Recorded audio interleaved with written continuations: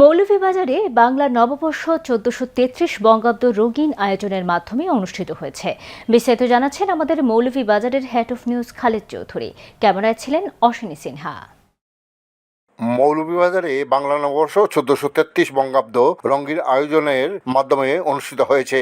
জেলা শিল্পকলা একাডেমিতে জেলা প্রশাসন ও জেলা শিল্পকলা একাডেমির আয়োজনে সঙ্গীত অনুষ্ঠানের মধ্য দিয়ে শুরু হয় বাংলা নববর্ষের মূল আনুষ্ঠানিকতা।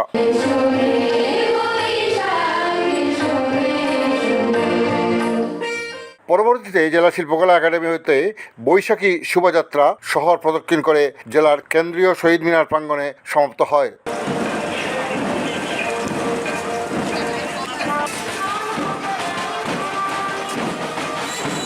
এতে বিভিন্ন সাংস্কৃতিক সংগঠন উপস্থিত থেকে বিভিন্ন সাংস্কৃতিক অনুষ্ঠান পরিবেশন করে। বৈশাখী অনুষ্ঠান উদযাপন উপলক্ষে বিভিন্ন সামাজিক ও সাংস্কৃতিক ব্যক্তিত্বরা বাংলা নববর্ষের শুভেচ্ছা জানান।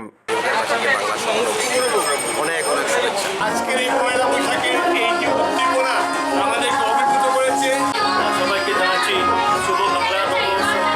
বাংলাদেশের সবাইকে আমরা জানাই শুভ নববর্ষ এবং সবার এই নব উদ্যমে সবার জীবনাবার শুরু হোক এই কামনা করছি।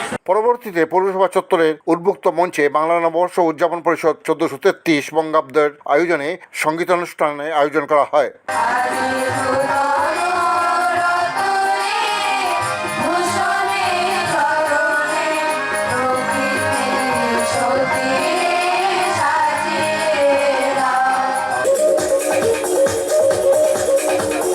অনুষ্ঠানের শেষে উদযাপন পরিষদের নেতৃবৃন্দরা উপস্থিত থেকে অংশগ্রহণকারী দলের মধ্যে পুরস্কার বিতরণ করা হয়। Khaled Chowdhury, channel news, Moulvibazar.